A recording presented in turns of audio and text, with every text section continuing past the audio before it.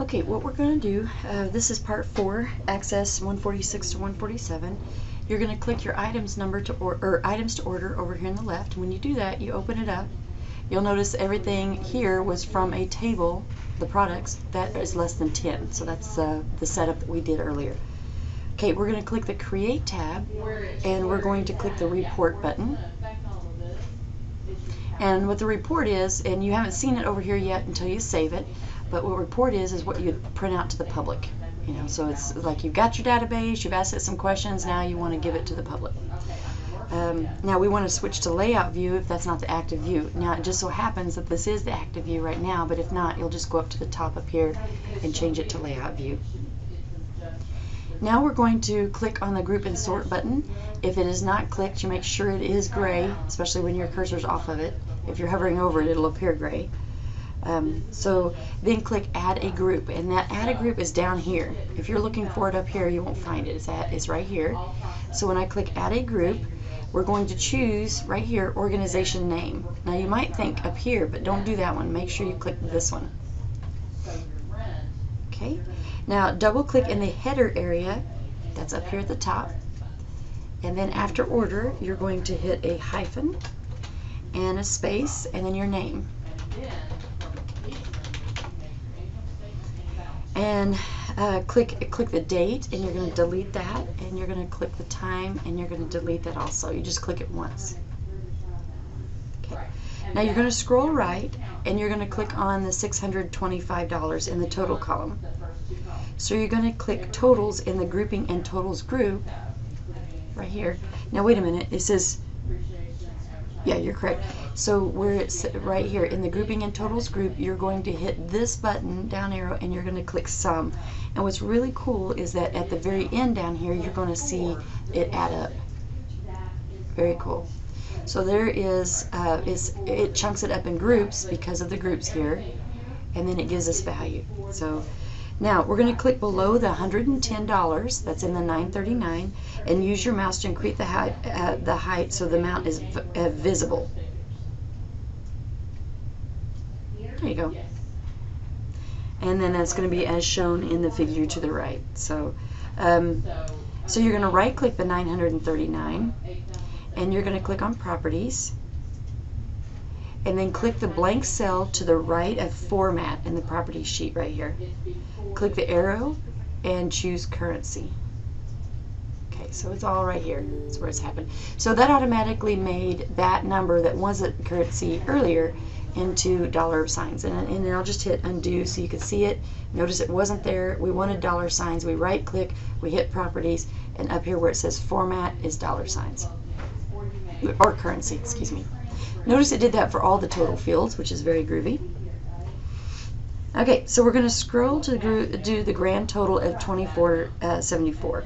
So we're going to also modify its height, and we're going to apply the currency formatting. And notice my property sheet's still open, so I'm going to go ahead and do that. If not, I'd right click and click on Properties. And now we're looking for something $833. So click the text box to the left of the unit price column. So unit price, so the text box to the left of that. And pause just a moment. Okay, now I found what they were talking about. They're talking about this text box right here. So we're going to press delete because we don't necessarily need that. And scroll down again and click the empty text box here. And click solid next to grid line top view. So let me pause for a moment and make sure I'm in the right spot. Okay, I'm assuming that they're still talking about this text box. If I click off of it, see how you have that line? And so what they're doing is they're wanting you to take that away. So we're going to go where it says solid off to the right, or excuse me, where it says grid line style top. You're going to, where it says solid, you're going to change it to transparent. And notice that then that line, when you click out of it, is gone. Now we're going to close that property sheet and scroll up and left and click Product ID. So that's Product ID. And in the Report Layout Tools Arrange tab, so it's Report Layout Tools, in the Arrange tab, we're going to click Select the Column. That's right here. And then we're going to press the Delete key. We just want to get rid of it. Oh, very cool. I used to do it old school. I just do every one of them. So we're going to click the Report Layouts Page Setup tab. So the Report Layouts Page Setup tab, and we're going to click Landscape. So this dotted line, by the way, if we printed it, that dotted line is the edge of the paper, so we're going to fix that, I'm sure. Then click Reaching Out. Okay, and let me pause for a second, make sure I'm fine. Okay, they're just talking about the heading right here. And reduce the width of the box to just fit the organization's names. So you're just going to reduce it like that. Now notice the organization name label might have to come out a little bit. There you go. Now double click the units in the stock field name box. Okay, so we're going to do the stock field name box. Okay.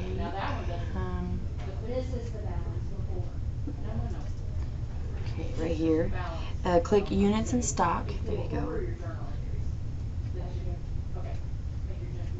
Delete it.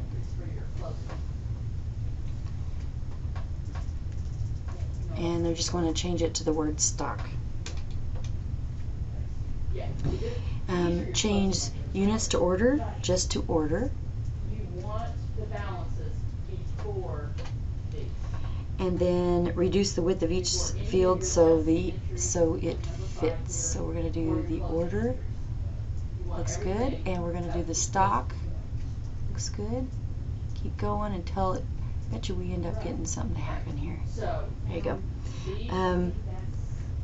Now click the Report Layout Design View, and then we went to the Design tab, and we want to click View Button List Arrow.